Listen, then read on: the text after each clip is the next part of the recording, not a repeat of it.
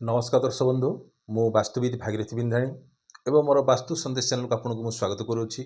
जो दर्शक बंधु मैंने मोर ये वास्तु संदेश चैनल देखुं लाइक शेयर सब्सक्राइब करूँ जहाँफल मोर उत्साह उद्दीपना बढ़ी रस आपण सम्मुखें यहीपरि वास्तु और ज्योतिष संबंधी तथ्य कि उपस्थापन करुँगी। आज आम जाना रोषे घर पर स्वामी स्त्री भितर किटकिट लगुच कि आउ संतान माने आपण कथा शुणुना कि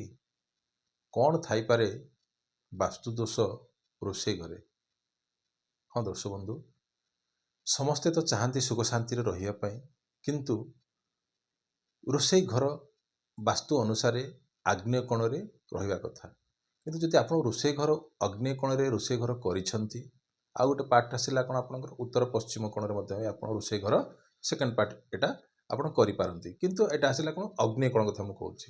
जदि आपण कि नैऋ आपणकर जदि आपणकर मध्य भी वायव्य कोण रे थिले मध्य भी हैला दुईटा को आपण हिसाब को नियंतु।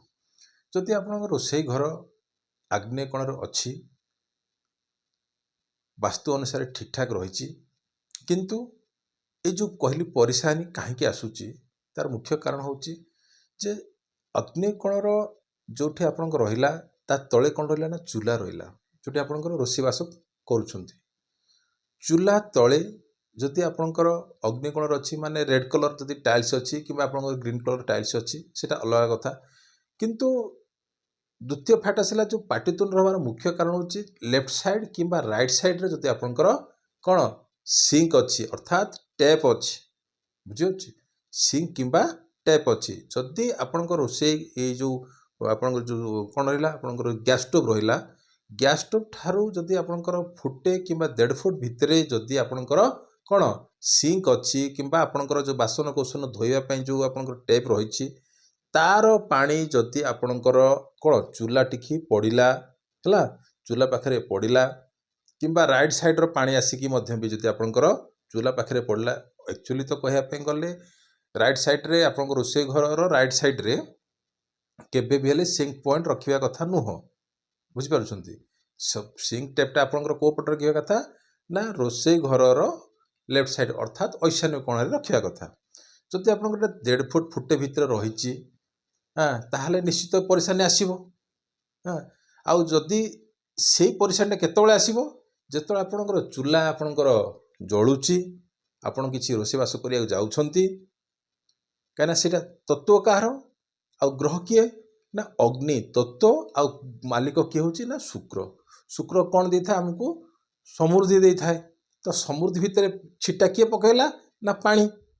बुझी होची तो पानी छिटा पकेला जदि अग्नि जळुची पानी ताकू लिभाई प्रयास करुच्ची अर्थात पानी छिटा आसिक पड़ुची जितेबाला जिते गोटे चूल्हाटा जो जळुची तार फिलामेंटा कौन हो जली था सेटा जदि पानी पड़ुची से कौन सिंग सांग जो साउंडटा क्रिएशन होची एटा ही होची आपनकर कौन ना नेगेटिव एनर्जी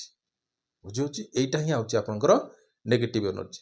आउ कौन हो जदि एटा जदि पड़ुची ताकू आपण केमिति प्रतिरोधक करि परिबे से जो चूल्हा आउ आपनकर रहिला कौन सिंक भितरे गोटे छोटियाटे है आपंकर सनमाइका हो कि गोटे प्लाईवुड हो जी अच्छी चूल्हा ठारू जहाँ आपंकर जिनस बसुची सेतिकी हाइट रे हाँ जदि आप किसी प्लाईटा को सेटअप कर दियंती जो आप टेप टी खोलुंट तार पानी आउ कौन चूल्हा टिकी पड़ो ना आप प्लाई टी पड़े किसी असुविधा नहीं किंतु चूल्हा टिकी पड़ पार ना जब प्लाई ना ताले एमती गोटे जिनस रखु